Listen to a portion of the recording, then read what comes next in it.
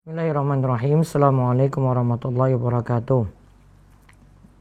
Innal hamdalillah nahmaduhu wa nasta'inuhu wa nastaghfiruh wa na'udzu billahi min syururi anfusina wa sayyiati a'malina. May yahdihillahu fala mudhillalah wa may yudlil fala hadiyalah. Wa asyhadu an la ilaha illallah wahdahu la syarikalah wa asyhadu anna Muhammadan abduhu wa rasuluh.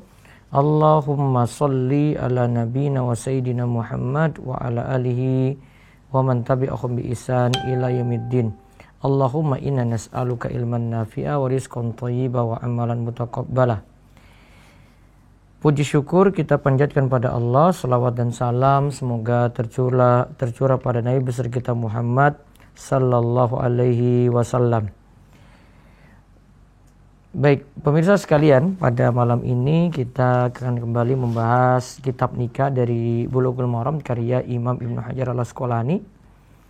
Yang kita bahas ini tentang mahar minimalis. Artinya mahar yang paling sedikit itu apa sih batasannya? Ya, nanti kita akan melihat bahasan ini ada dari 4 riwayat. Dari Jabir, dari Abdullah bin Amir, dari Sahal bin Sa'id, ya, dan dari Ali radhiyallahu anhu. Nah, ini kita lihat satu persatu tentang hal tersebut. Baik, kita lihat hadisnya dari Jabir radhiyallahu anhuma anna Nabiy sallallahu alaihi wasallam qala man a'ta fi sodaki imra'atin sawiqan aw tamran faqad istahalla. Hadis ini riwayatkan oleh Abu Dawud wa asyara ila tarjihi waqfihi. Namun hadis ini mauquf, cuma perkataan sahabat saja. Arti hadis tadi, barang siapa memberi mas kawin berupa tepung atau kurma, maka wanita tersebut sudah halal untuknya. Siapa yang memberikan mas kawin, mahar,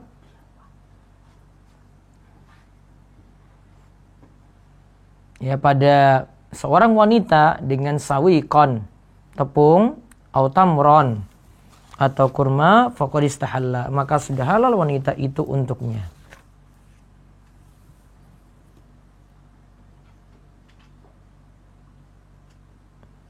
Jadi termasuk sawik ini yang berasal dari tepung, ya. Terus kita lihat lagi hadis berikutnya dari Abdullah bin Amr bin Rabi'ah. Dari Abdullah bin Amr bin Rabi'ah dari bapaknya, bahwasanya Nabi sallallahu alaihi wasallam ajaza nikah imra'atin ala na'laini, akhrajahu Tirmidzi wa sahahu wa khulifa fi dzalik.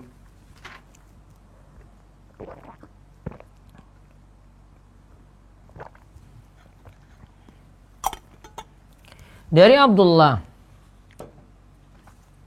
Amr bin Rabi'ah dari bapaknya, bahwasanya Nabi SAW itu memperbolehkan nikah dengan seorang wanita di mana mas kawinnya adalah 2 buah sandal, na'lain. Ya, 2 buah sandal. Kemudian dari Sahal bin Sa'ad radhiyallahu anhuma qala zawajan nabiyyu sallallahu alaihi wasallam rajulan imra'atan bi khatamin min hadidin, akhrajahu al-Hakim wa huwa tarafun min al-hadits at-tawil al-mutaqaddimi fi awailin nikahi. Dari Sahal bin Sa'ad, Nabi sallallahu alaihi wasallam pernah menikahkan seorang laki-laki dengan perempuan di mana mas kawinnya ditawarkan sebuah cincin dari besi. Hadis ini diriwayatkan oleh Al-Hakim. Ini merupakan potongan dari hadis panjang yang sudah lewat di permulaan bab nikah. Jadi ini dengan menggunakan apa? Cincin besi. Kemudian hadis yang lainnya lagi dari Ali radhiyallahu anhu. Ia mengatakan la yakunul mahru aqalla min asyarati darahim mahar itu atau mas kawin itu tidak boleh kurang dari 10 dirham. Ya, tidak boleh kurang dari 10 dirham.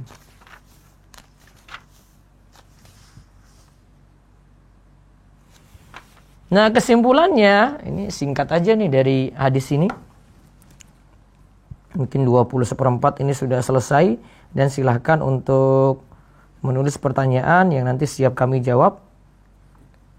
Baiknya sesuai dengan tema malam ini atau tema pernikahan. Jika ada yang mau bertanya penting juga di luar tema tersebut, dipersilahkan. Coba kita lihat faedah dari hadis ini. Dari hadis-hadis yang ada tadi, ini jadi dalil bolehnya mahar itu ada yang berupa makanan atau ada yang berupa barang. Ya kan, karena tadi disebut apa? Disebut sawiq, disebut tamar. Berarti ada yang berupa makanan, ada yang berupa barang.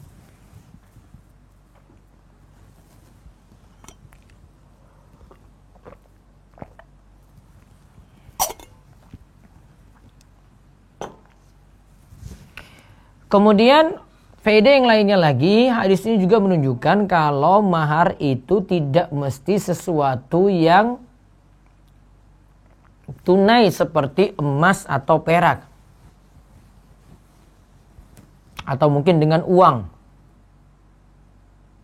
Kata Syekh Abdullah Fauzan, beliau katakan yang namanya mahar itu kullu ma jaza ayyakuna samanan jaza ayyakuna shadaqan.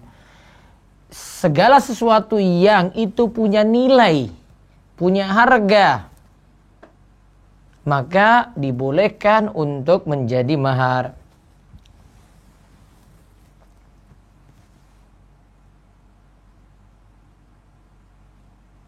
Maka seandainya yang dijadikan mahar itu ada yang kasih pakaian, ya boleh. Ada yang kasih mobil juga boleh, ada yang kasih tanah juga boleh, ada yang kasih tanaman juga boleh, ada yang kasih rumah juga dibolehkan. Semuanya itu sah. Karena ini semua yang mempunyai nilai. Ya. Kalau punya nilai, bisa dihargakan, maka itu bisa jadi mahar.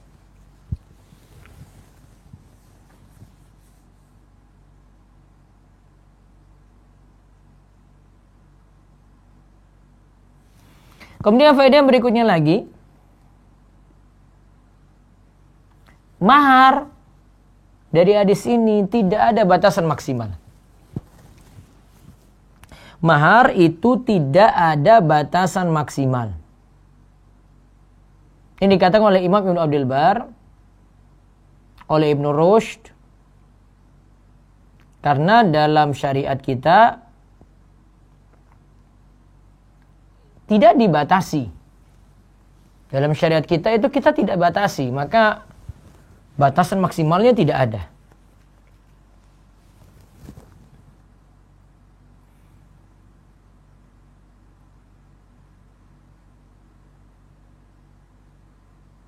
Iya ya. Dalam surat An-Nisa ayat 20 disebutkan, wa in aradtum istibdala zawji makana zawjin wa ataitum ihdahuna qintara. Qintara di sini lagi membicarakan mahar yang ini tidak dibatasi maksimalnya. Namun penyebutan ini bukan berarti kita berlebih-lebihan dalam mahar, bukan. Tetapi kalau kita mau bahas mahar itu apakah ada batasan maksimalnya, jawabannya tidak ada. Nah, kalau tadi itu batasan maksimalnya, adakah batasan minimal dari mahar? Batasan minimalnya itu ada ataukah tidak? Nah, di sini ada dua pendapat di antara para ulama. Ada yang mengatakan bahwasanya mahar yang paling sedikit itu tidak ada batasan. Pokoknya segala sesuatu yang disebut malan, disebut harta, atau yang menggantikan harta tadi, maka sah untuk dijadikan mahar. Dan ini jadi dalil dalam surat An-Nisa ayat 24 disebutkan wa hina lakum ma wara'a dzalikum an tabtagu bi amwalikum muhsinina ghairu musafihin. Dan dihalalkan bagi kalian, yaitu segala sesuatu di balik itu, di mana kalian itu mengharap biamwalikum dengan harta kalian, muhsinin ghairu musafihin. Di sini jadi dalil kalau harta tidak dibatasi. Maaf.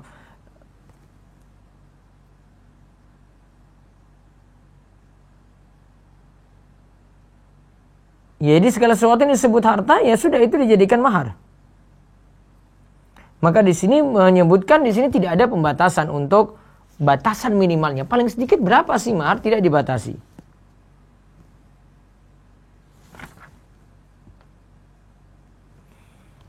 Dan kalau lihat dari hadis, kalau itu dari ayat An-Nisa ayat 24, iltamis walau khataman min hadin. Nabi SAW itu katakan, carilah mahar walaupun berupa cincin besi. Maka kalimat carilah mahar walaupun ini hanya cincin besi saja menunjukkan kalau mahar itu tidak dibatasi minimalnya. Namun ada pendapat yang kedua dari ulama Malikiyah, Hanafiyah, mahar itu punya batasan minimal. Namun tentang masalah batasan minimalnya itu berapa sih? Nah, ini para ulama yang memilih pendapat kedua ini berbeda pendapat. Ada yang katakan, ya paling sedikit itu 10 dirham. Atau yang nilainya itu 10 dirham. Itu menggunakan dalil dari Ali bin Abi Thalib. Ya. Di mana Ali itu katakan, la yakunul mahru aqall min asyara dirham. Mahar itu tidak kurang dari 10 dirham. Namun hadis ini kata Ibnu Hajar sendiri itu mengalami kritikan.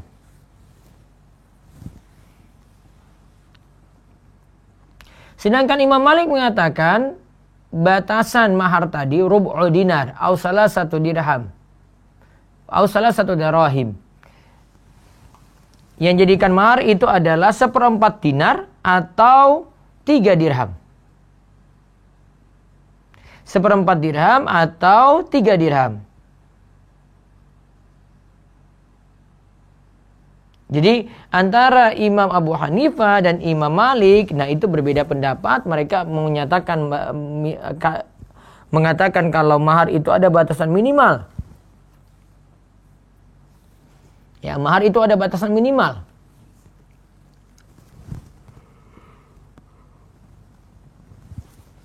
Dan yang paling kuat, bahwasanya mahar yang paling sedikit itu tidak dibatasi. Jadi berapa sih mahar minimalis tidak dibatasi. Yang penting masih punya nilai. Sedangkan hadis yang tadi batasi cuma 10, pokoknya jangan sampai kurang dari 10 dirham. Ini dalilnya lemah. Dan mereka itu kiaskan juga dengan nisabnya harta rampasan ya. Ini juga tidak tepat. Yang jelas kalau kita simpulkan tadi mahar itu tidak dibatasi maksimalnya. Dan mahar tidak dibatasi minimalnya. Boleh ada yang kasih tetapkan mahar itu tinggi. Ya selama tidak menyusahkan ya. Dan juga tidak selamanya tidak menyusahkan anak perempuan itu untuk menikah. Karena kalau mahar tetapkan terlalu tinggi oleh pihak perempuan, terutama oleh orang tuanya, akhirnya ya anak putrinya sulit menikah karena tidak ada pemuda yang sanggup dengan bayar seperti itu, seperti istilah sebagian orang di negeri kita dengan panaik. Ya. Walaupun memang ada orang yang sanggup untuk bayar seperti itu. Dan kalau kita simpulkan lagi tadi, batasan minimal untuk mahar itu tidak ada. Jadi boleh mahar itu berapapun asalkan punya nilai. Ingat ya, asalkan punya nilai. Wallahu a'lam bishawab, itu seputar mahar minimalis. Monggo, jika ada yang mau bertanya, kami buka sesi pertanyaan. Oh ya, sebelumnya kami umumkan dulu, besok Sabtu dan Ahad ada daurah online membahas kitab ini. Nanti kesempatan esok hari insya Allah kita akan sediakan dalam bentuk PDF juga. Jadi yang mungkin kesulitan alamatnya jauh atau berada di luar negeri, ya ingin pelajari buku ini pada hari Sabtu dan Ahad besok, diharapkan bisa memiliki file PDF-nya. Nanti dalam nanti disuruh untuk membeli juga. Ya, sesuai dengan harga buku cetak. Ya, sesuai dengan harga buku cetak. Nanti ditunggu saja untuk esok hari, insya Allah akan disebarkan pengumumannya agar bisa memiliki buku ini, plus untuk tidak daurah pada hari Sabtu dan Ahad sore, yaitu pada asar sampai menjelang maghrib. Ya, silakan dari Zoom, monggo jika ada yang mau bertanya silakan.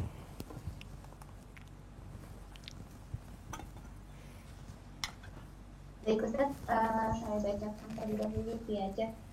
Ya, silakan.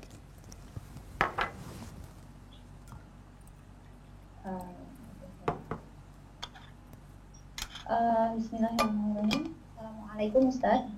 Waalaikumsalam warahmatullahi wabarakatuh. Bagaimana hukumnya Ustaz kalau anggota keluarga si perempuan meminta sejumlah uang di luar mahar? Terus?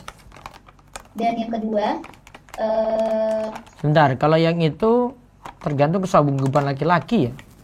Tapi kemarin ada dalil yang kita sebutkan kalau itu diminta sebelum akad nikah, maka itu nanti jadi milik si perempuan. Tetapi kalau itu minta setelah akad nikah itu berlangsung, atau ketika akad nikah itu berlangsung, nanti bisa setelah akad nikah itu berlangsung maka jadi milik keluarganya. Jadi kalau ini kaitannya dengan nikah, harusnya untuk mengurus hak perempuan saja, yaitu mahar. Gak usah tambah-tambah lagi yang lainnya yang nanti merepotkan sehingga membuat anak-anak muda itu sulit untuk menikah. Terus? Yang kedua, Ustaz mau bertanya, jika wanita mematok mahar yang terlalu mahal dan pria tersebut tidak sanggup memenuhi mahar tersebut, apakah boleh si pria meminta diturunkan jumlah maharnya? Boleh, dia turunkan. Bagaimana cara yang baik untuk menyampaikannya? Tinggal masalah komunikasi saja. Dia turunkan besar mahar tadi supaya memudahkan untuknya. Ya, terus? Baik, ada via raise hand Ustaz. Ya. Ada Ukti Nasyita Parman, silakan buka mic-nya. Assalamualaikum Ustaz. Ya, waalaikumsalam warahmatullahi wabarakatuh. Silakan.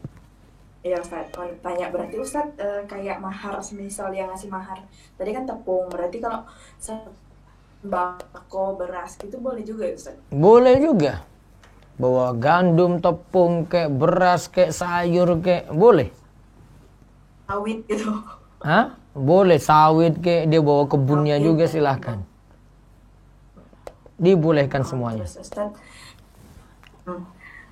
kalau misalnya nih kita kan udah ngerti agama, maharnya tuh ya sesuai kesanggupan ikhwannya gitu kan. Cuman kalau rumah sama orang tua kadang kan nuntut lebih gitu Ustaz.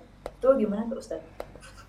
Ya, mudah-mudahan ini tinggal masalah komunikasi ya. Jadi kalau kita bahas masalah mahar, orang tua kalau nuntut lebih, bilang saja kepada orang tua, ini ikhwan ini nggak sanggup, dia cuma mampu sekian, tapi dia sudah mau serius nikah. Jadi sekali lagi ini kembali masalah komunikasi dengan orang tua. Karena ini dengan orang tua si akhwat ya. Kalau ikhwan cuma dia masalah mau sanggup apa tidak gitu. Kalau sanggup yuk alhamdulillah. Nah Ustaz, terus satu lagi Ustaz, Ya. Semisalnya kita tahu di depan mata kita itu kan saudara kita boncengan dengan teman laki-lakinya, sementara dia seorang muslimah, pakaiannya syar'i gitu kan, tapi orang tua diem aja gitu, sementara kan kita udah ngerti, kita nggak terima gitu, maksudnya melarang gitu. Itu gimana tuh Ustadz? Apakah kita sebagai anak, karena kan orang tua ini nggak pedulikan, sementara kan anak adalah tanggung jawabnya orang tua gitu, kita sebagai saudaranya gimana tuh Ustadz? Membiarkannya ataukah menasihatinya walaupun nantinya berakhir jadinya ribut sama orang tua karena orang tua nggak mempermasalahkan itu gitu. Orang tuanya belum ngaji berarti belum sadar. Iya, nah Ustaz. Anak gadisnya itu sadar atau tidak? Ya mungkin sadar, cuman hawa nafsu. Nah, kalau sadar diingatkan, kalau gitu yang paham saja. Kalau ingatkan pada orang tua nggak paham-paham, malah senang anak putrinya dibonceng cowok, motor mewah. Ya, sudah membahagiakan banget tuh. Ya. Jadi tugasnya nasihati yang paham saja, itu yang perempuan tadi. Kalau nasihati orang tuanya belum pada paham. Nah, Ya. Jazakallahu khairan Ustaz. Waalaikum. Baik Ustaz, masih bisa untuk via Silakan. Baik.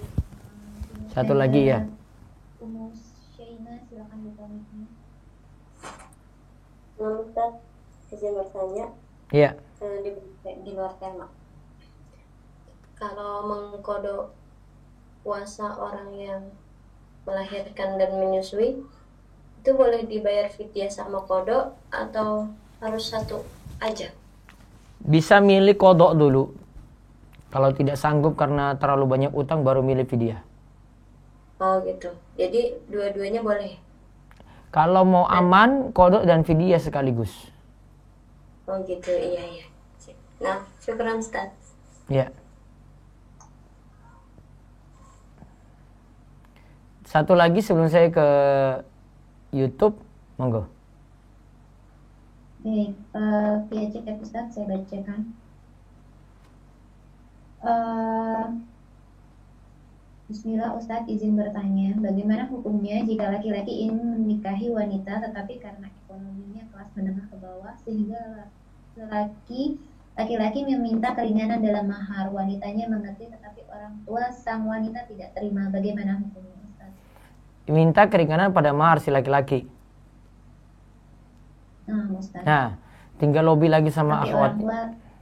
Orang tuanya belum menerima kan? Berarti tinggal lobby lagi sama si akhwat. Jadi ini kuncinya, ini akhwat ini lobby pada orang tuanya harusnya.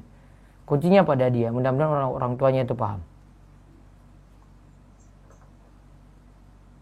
Baik. Satu lagi dulu itu. Masih ada satu yang resen. Atau mau baca chat? Ya, resen satu lagi ya. Baik. Ada Anissa Anzani. Silakan buka mic-nya. Bismillah, Assalamualaikum Ustaz. Iya, waalaikumsalam warahmatullahi Maaf di luar rumah. Iya. Jadi saya mempunyai saudari yang mengidap sindrom Down. Iya. Sekarang dia sudah balik. Tetapi dia sholat dan mengaji bacaan belum lancar.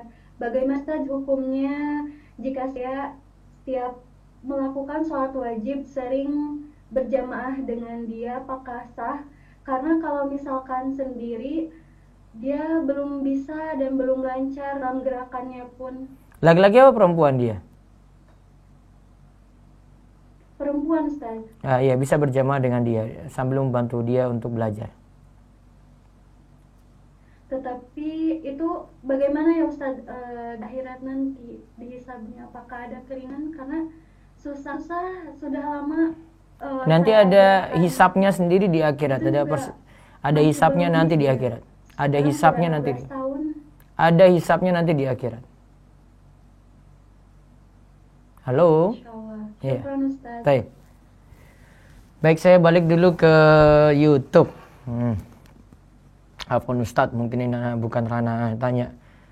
Persoalan Ustadz bekerja sama dengan pihak Muhammadiyah dalam pembangunan asrama. Siapa tahu Anda dapat memberikan hujah kepada orang yang menanyakan. Pihak Muhammadiyah menerima wakaf, ya seharusnya yang diberikan kepada DS, dia serahkan, terus nantinya diserahkan pembangunan kepada Darus Solihin dan nanti pembimbingannya bersama. Tentu saja nanti Darus Solihin akan terlibat penuh juga di situ. Dan Muhammadiyah itu Muslim, tidak ada masalah bekerja sama dengan mereka. Silahkan datangkan dalil kalau itu bermasalah. Itu sama-sama Muslim. Allah ibarik fi. Bolehkah jumlah maharnya mengikuti tanggal akadnya? Misalnya akadnya 1 Oktober 2020, maharnya 1.102.020. Boleh saja. Seperti itu tidak masalah. Terus dari YouTube lagi, dari Ida Lestari tadi ada Siti Rohmah. Assalamualaikum Ustaz. Waalaikumsalam warahmatullahi wabarakatuh. Bagaimana jika ada ikhwan salaf tetapi orang tua tidak merestui dan menjodohkan dengan laki-laki yang tidak saya kenal dan bukan manhaj salaf? Apakah harus menuruti orang tua? Nah, coba bangun komunikasi lagi pada orang tua. Mudah-mudahan orang tua itu paham sehingga bisa semanhaj. Penting sekali itu nikah dengan yang semanhaj ya.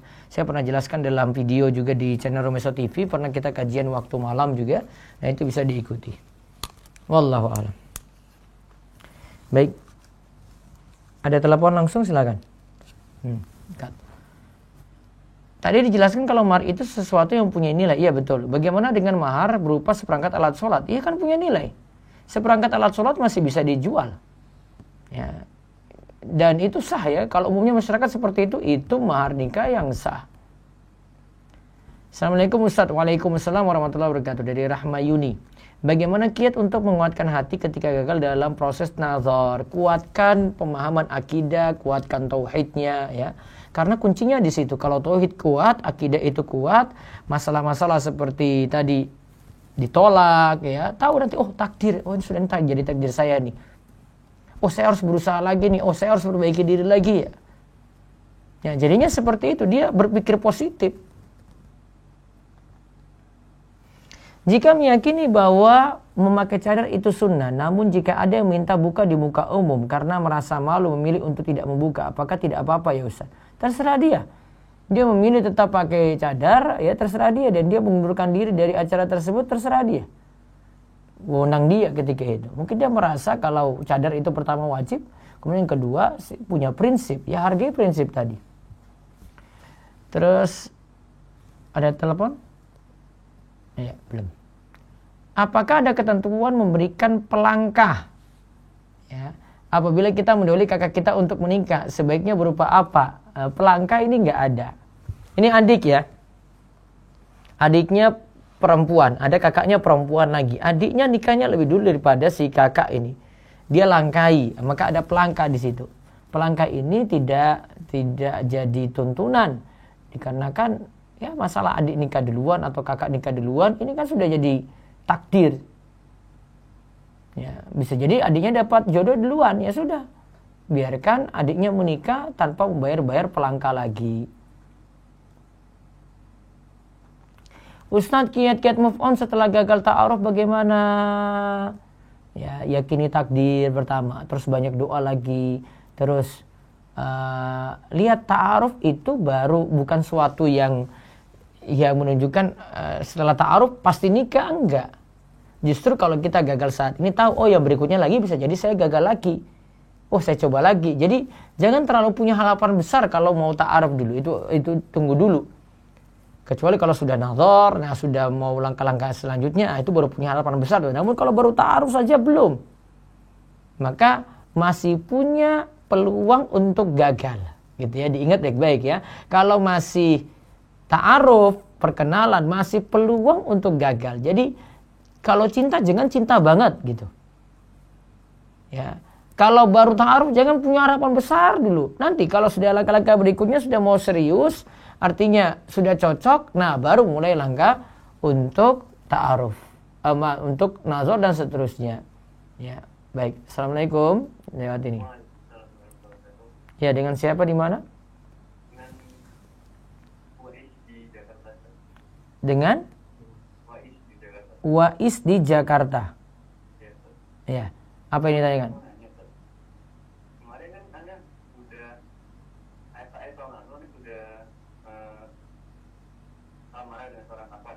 lamaran dengan seorang awat sudah, terus. Sudah.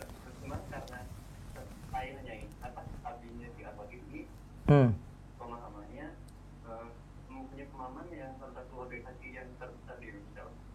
Ya, terus.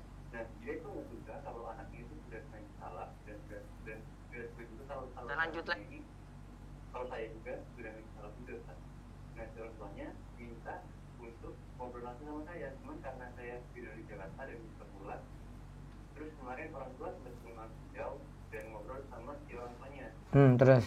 Cuman si orang tuanya masih tetap pengen ngobrol sama ntar langsung dan masih pengen punya beberapa pertanyaan-pertanyaannya. Intinya mendasarkan akidah juga. Terus. Pertanyaannya kan gimana buat saya ngasihnya. Jadi dengan ahwat tadi problemnya pada apa? Problemnya sama orang tuanya sih, karena mindsetnya. Jadi orang tuanya itu tujuan supaya anaknya si ahwatnya ini sama saya itu ikut sama akidahnya orang tua si bapaknya ini. Gitu. Akidah bapaknya apa menurutmu? Bapaknya itu NU gitu. Oh. Terus kalau anaknya yang putrinya? Apanya salah alhamdulillah. Ngaji, sudah ngaji serius. Sudah ngaji alhamdulillah. Jenengan juga sudah ngaji. Nah, nikah saja. Itu kan masalah pemahaman bisa diatur nanti pelan-pelan lah. Cuman ini orang tuanya itu betul sama bahkan orang tuanya pernah bilang kalau saya dari itu sampai mati kalau misalkan saya dan anak saya, apalagi saya punya anak atau menantu itu berbeda mindset sama saya, beda sih sama beliau. Anaknya saja sudah beda kok, bapaknya masa nggak tahu?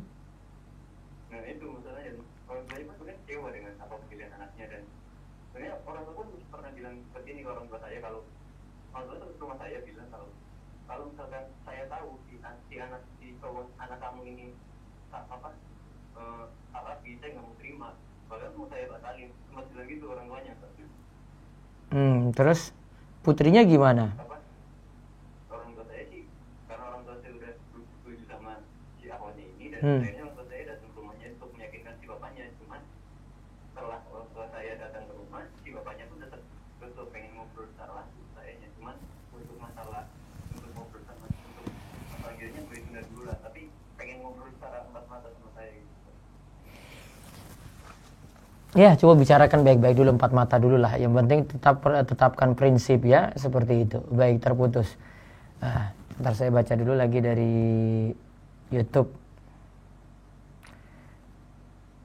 Bagaimana kiat untuk menguatkan hati ketika gagal pada proses nazar? Nah, ini agak berat ya kalau sudah nazar ya. Yang jelas tadi ya sama.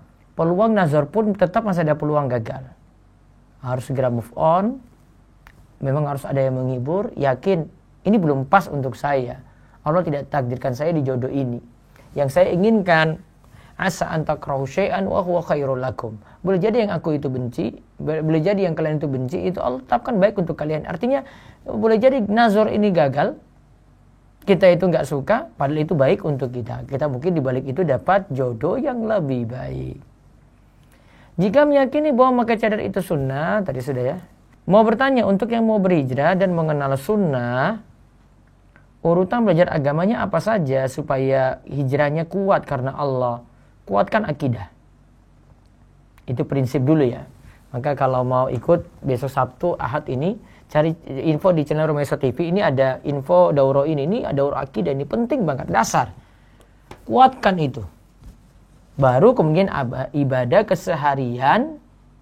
Ya, ibadah, ingat ya, ibadah keseharian yang dibutuhkan seperti sholat, wudu, ya kalau nanti sampai pada bulan Ramadan, puasa dan seterusnya. Ustaz Afan, ada yang tanya, kemarin waktu ujian daurah Al-Fatihah ada tulisan open book, berarti boleh lihat materi kan ya Ustaz? Iya, open book ya, lihat materi. Kita nggak persulit-sulit gitu kalau masalah ujian. Kalau ayah akhwat ditanya oleh akhwat tersebut selalu mengelak. Dan ayah akhwat tersebut tidak benar-benar sibuk. Permasalahannya ayahnya ingin walimah yang mahal dan tidak sesuai syariat. Sedangkan akhwat dan ikhwannya mampu yang biasa saja dan sesuai syariat. Ikhwan dan akhwat tersebut sama-sama digantung oleh ayah. Gini, kalau tujuannya ingin menikah, pokoknya manut dulu lah sama orang tua. Karena orang tua ini punya keluarga besar. Yang laki-laki perempuan ini yang mau menikah, ya, jangan anggapan bahwasanya nikah itu cuma urusan kalian berdua gitu. Menikah itu urusan keluarga, besan, kemudian ini keluarga besar, karena keluarga besar itu turut hadir. Sudahlah, biarin ayah kalau memang mampu, ya biar mereka ngurus seperti itu sendiri. Ya, semoga Allah itu mudahkan untuk segera naik pelaminan. Baik, saya balik lagi ke Zoom, silahkan. Ya, ada telepon, belum ada kan? Belum, cut ya. Baik, Zoom dulu silahkan. 2 dulu, kita buka. Saya bacakan via chat, Ustaz. Silakan baca dulu via chat, monggo. Bismillah, izin bertanya Ustaz.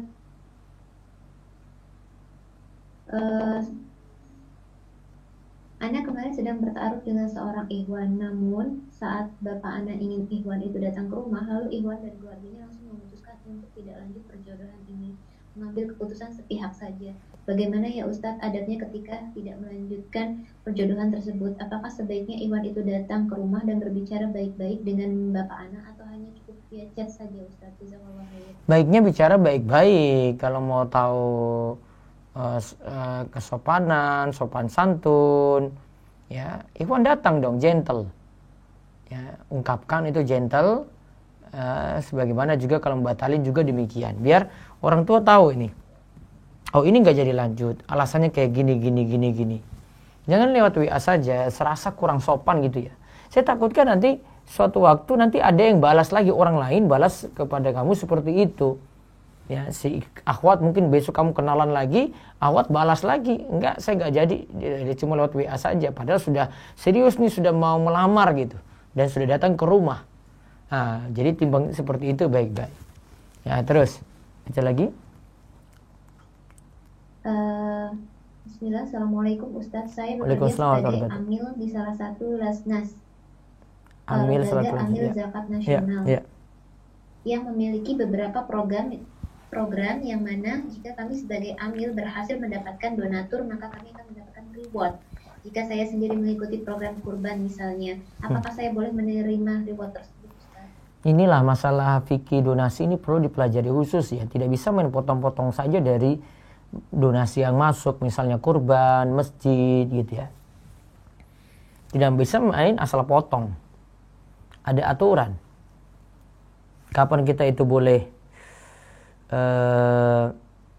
mengambilnya, jatah untuk yang mengelola donasi tadi ya. Itu ada aturan sendiri gitu.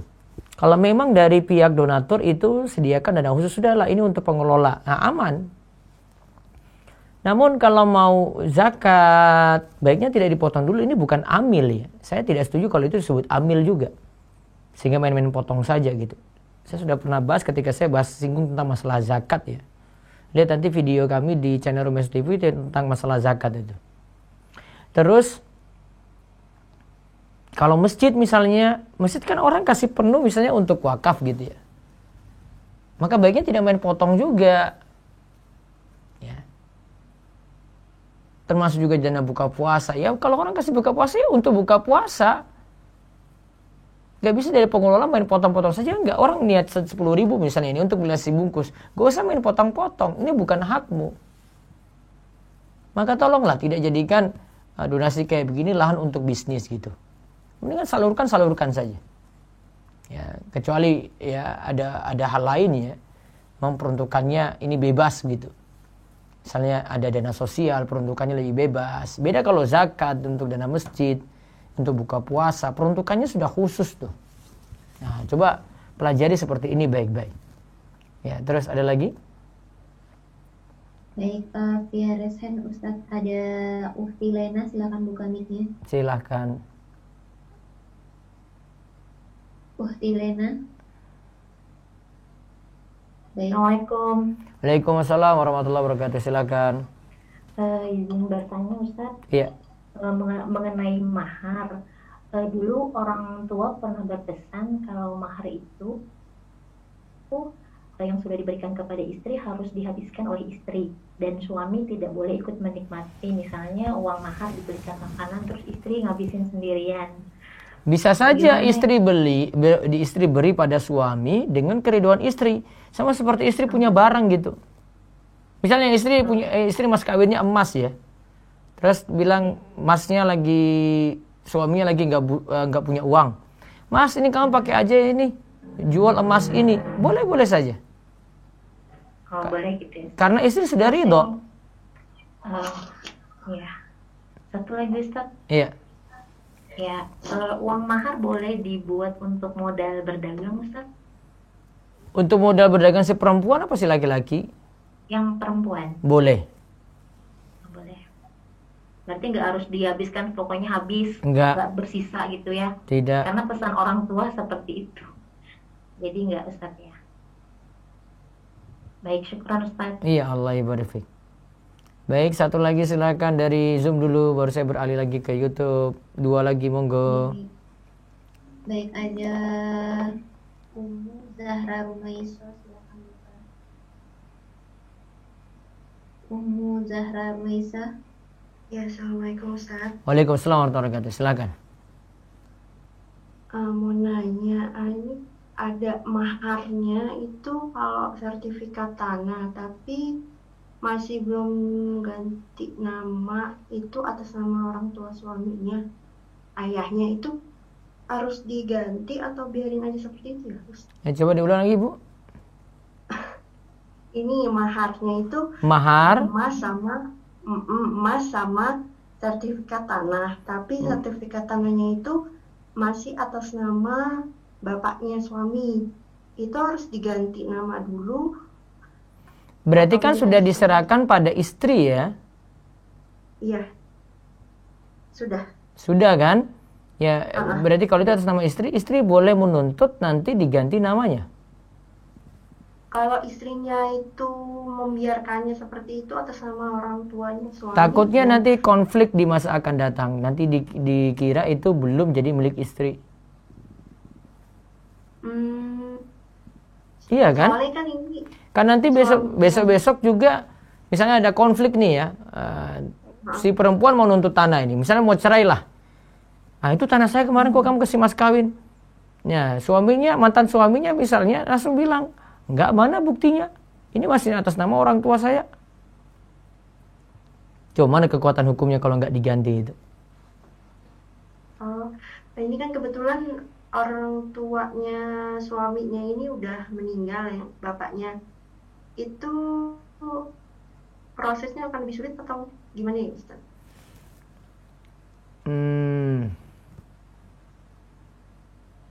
Jadi mas kawinnya itu dari harta bapaknya toh?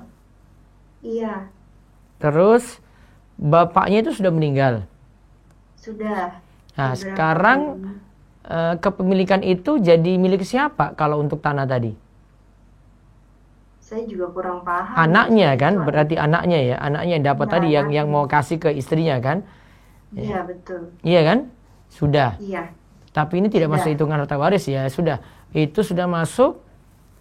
Maka nanti ini masalah istri saja nih. Istri kalau mau aman ya, diganti atas nama dirinya untuk tanah tadi. Tapi kalau istrinya itu membiarkannya seperti itu, saya cuma khawatir nanti ke depannya. Ke depannya. Ini masalah harta loh, jangan main-main.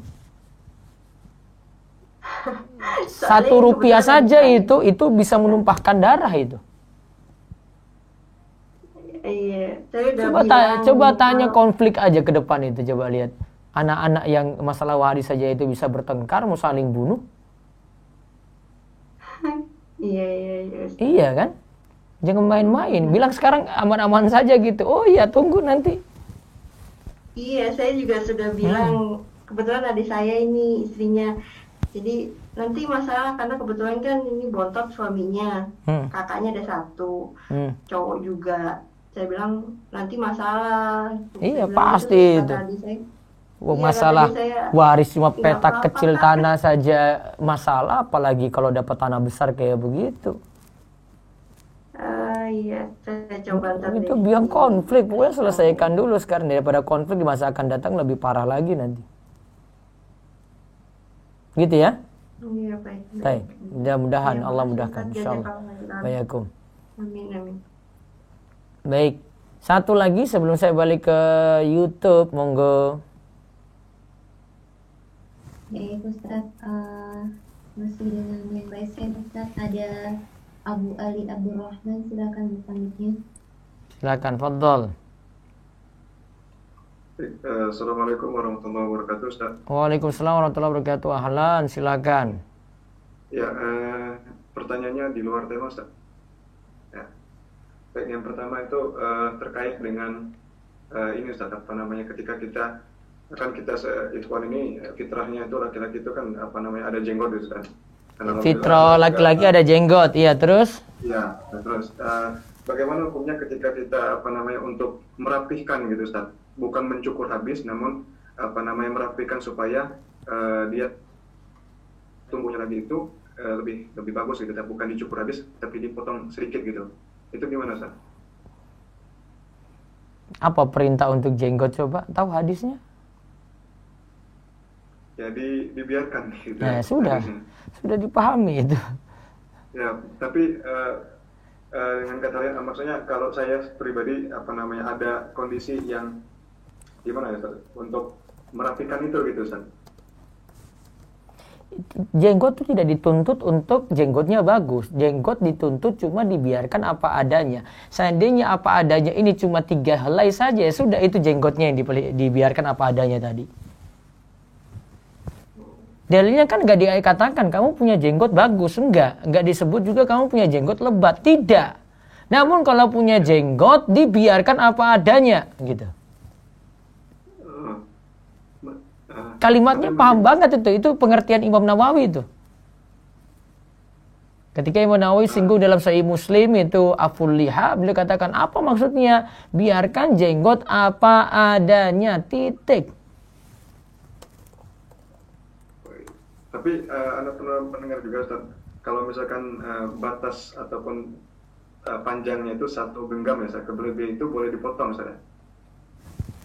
Itu perbuatan Ibnu Umar, namun tidak dipraktekkan oleh Nabi. Mau ikut Nabi apa Ibnu Umar?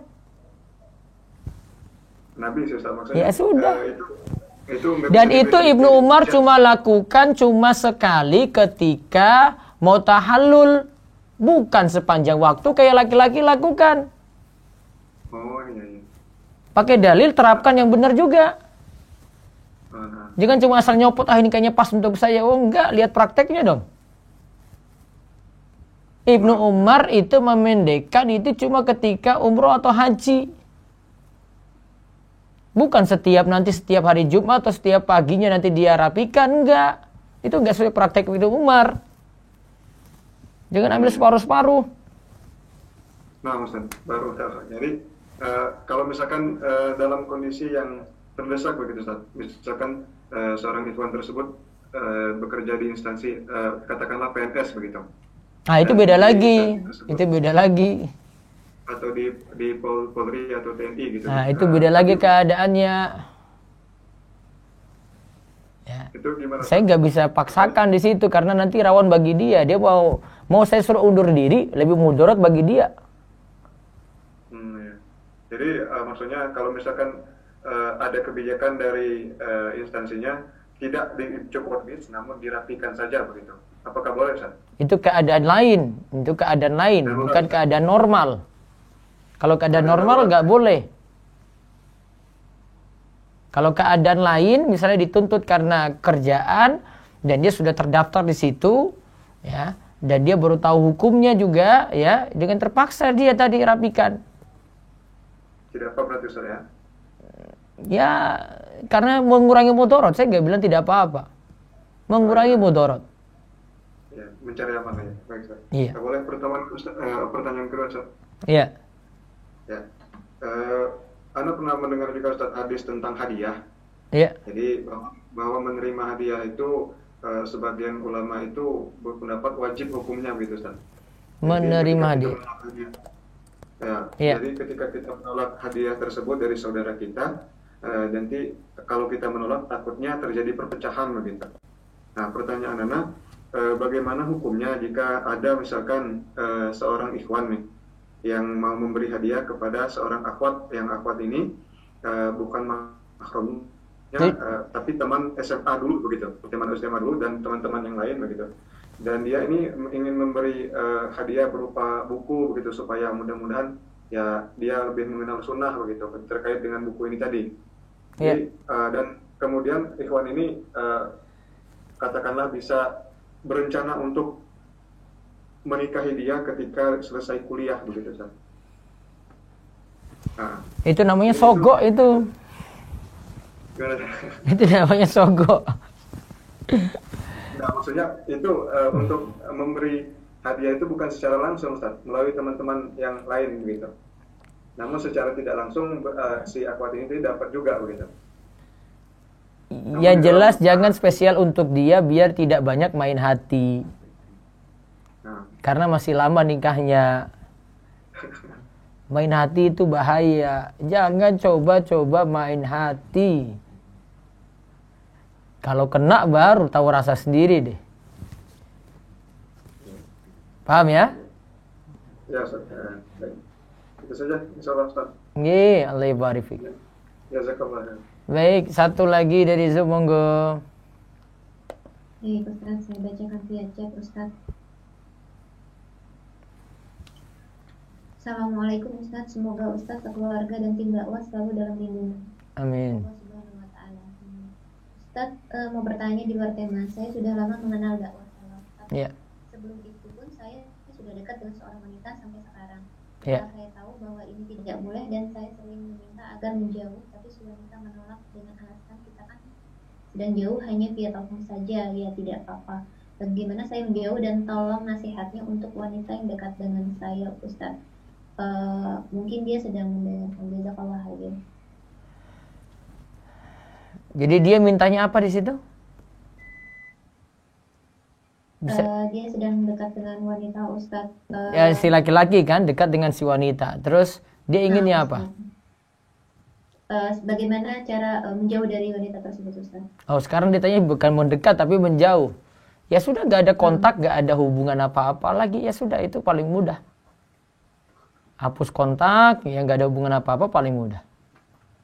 Ya, satu lagi dari chat, monggo. Ya, Ustaz.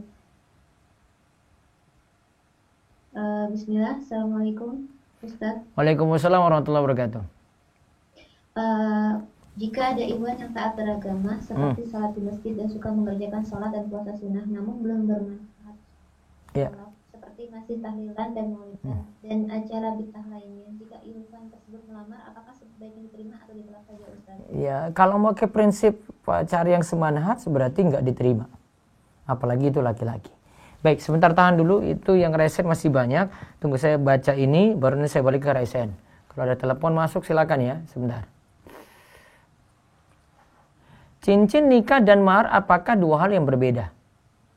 Tergantung niat ya, cincin nikah bisa jadi mahar juga. Bagaimana kiat-kiat agar uang panaik cukup? Ustadz terkendala di situ. Ya berusaha untuk lobby, kalau tidak ya cari uang untuk nutupi uang panaik tadi. Ya silakan, telepon silakan. Saya mau bertanya. Ya. Ini dari siaran TV ini kan? Iya betul, dengan Rumeso TV. Si Pubut aja dah. Pubut. Halo, silakan. Halo, apa lagi ya? Halo, silakan. Halo. Iya, ditunggu ini, banyak yang ngantri. Saya mau bertanya. Iya. Monggo. Kalau suami. Halo. Iya, halo Bu, silakan. Kedengaran suaranya. Oke, ya. Halo. Kat. Baik. Tunggu dulu, nanti tahan. Saya kalau baca pertanyaan jangan dulu masuk, sebentar.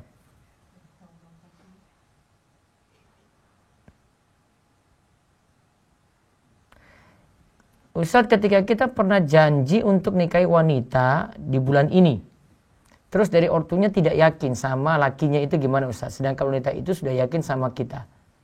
Bisa dua pilihan, kalau masih bisa diperjuangkan, perjuangkan. Namun kalau tidak, cari yang lain. Ya, satu telepon lagi. Assalamualaikum. Waalaikumsalam warahmatullahi wabarakatuh. Dengan siapa di mana? Dengan Anda Ustaz. Iya, monggo. Ustaz, izin tanya, kemarin saya sudah nazar ke rumah akhwat Ustaz. Iya. Terus sekarang saya qadarullah lupa menanyakan mahar Ustaz. Terus sudah nazar, sudah lamaran apa belum? Belum Ustaz. Ya, nanti ketika lamaran bisa nanya. Jadi pas lamaran aja ya Ustaz ya? Iya. Untuk mahar kan? Iya Ustaz, mahar. Iya, mahar nanti ketika lamaran. Kapan mau melamar? Halo. Kat. Baik, dari Zoom lagi, resen langsung, monggo. Baik, Ustaz. Ada Abu Ali Abdurrahman. Silahkan.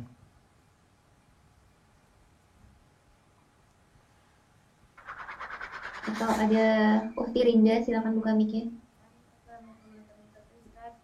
Waalaikumsalam warahmatullahi wabarakatuh, monggo. Ini Ustaz, kan saya dan teman-teman melakukan belajar tahsin itu diajarkan oleh seorang ustadz, tapi di balik tabir ada hijabnya. Ya.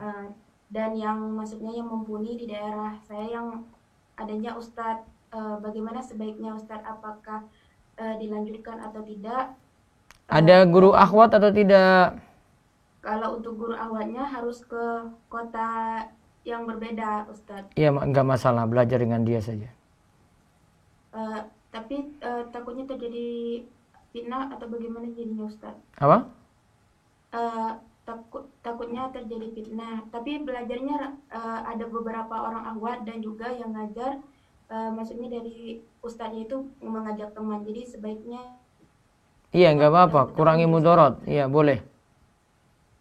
Nah, Ustadz, jazakallahu khairan. Iya, Kom. Baik, satu lagi dari Zoom, silakan. Baik, via resken ada Umu Aska, silakan buka mic-nya. Assalamualaikum, Ustaz. Ya, waalaikumsalam warahmatullahi wabarakatuh.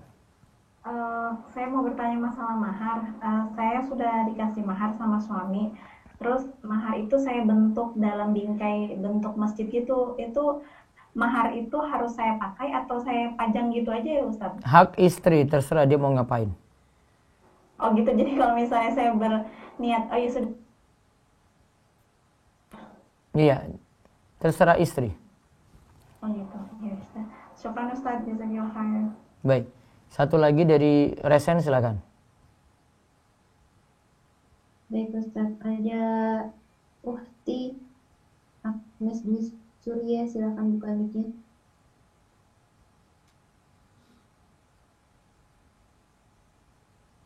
Atau ada Bapak Lukman Harimulya, silakan buka mic-nya. Assalamualaikum Ustaz. Ya, waalaikumsalam warahmatullahi wabarakatuh, silakan. Ini tentang sholat jamaah. Iya. Ketika sholat jahar, apakah makmum harus membaca Al-Fatihah lagi atau tidak perlu? Kalau saya pakai prinsip makmum kalau sudah dengar imam baca Al-Fatihah tidak perlu ulang lagi. Bacaan imam jadi bacaan untuk makmum. Ya. Barakallahu fiik, Ustaz. Baik. Satu lagi terakhir itu yang belum itu ya. Ada Bapak Ibnu, silakan buka mic-nya. Assalamualaikum warahmatullahi wabarakatuh, Ustaz. Ya, waalaikumsalam warahmatullahi wabarakatuh, silakan. Saya ingin menanya perihal pekerjaan, Ustaz. Iya. Seandainya saya diterima di pekerjaan yang tidak 100% dengan hukum syariat, gaji saya bagaimana, Ustaz? Apakah boleh dipakai atau tidak, ya, Ustaz? Sebentar, pekerjaannya apa? Enggak, saya masih daftar kerja, Ustaz. Cuman beberapa pekerjaan ini seperti ada yang BUMN begitu, Ustaz. Cuman saya kurang yakin kalau itu 100% syariah, Ustaz. Itu bagaimana, Ustaz? Saya boleh mengambil gajinya kah? Selama secara umum itu pekerjaannya halal, boleh di situ. Namanya ada masalah-masalah dalam kerja saja, dimanapun kerja pasti ada masalah juga gitu. Tinggal bagaimana bisa manage gitu. Oh baik Ustaz. Iya. Jazakallah khair. Waalaikumsalam. Baik, ini kajian malam yang bisa kita bahas. Insyaallah besok lagi kita akan ketemu masih seputar mahar. Besok tentang mahar yang mudah ya. Sebaik-baik mahar itu adalah mahar yang mudah. Nanti kita akan bahas besok malam dan besok pagi masih tetap dengan harta haram muamalat kontemporer. Demikian kita cukupkan. Mudah-mudahan bawa berkah bagi semuanya. Kita tutup dengan doa kafaratul majelis. Subhanakallahumma bihamdika asyhadu alla ilaha illa anta astaghfiruka wa atubu ilaik. Assalamualaikum warahmatullahi wabarakatuh.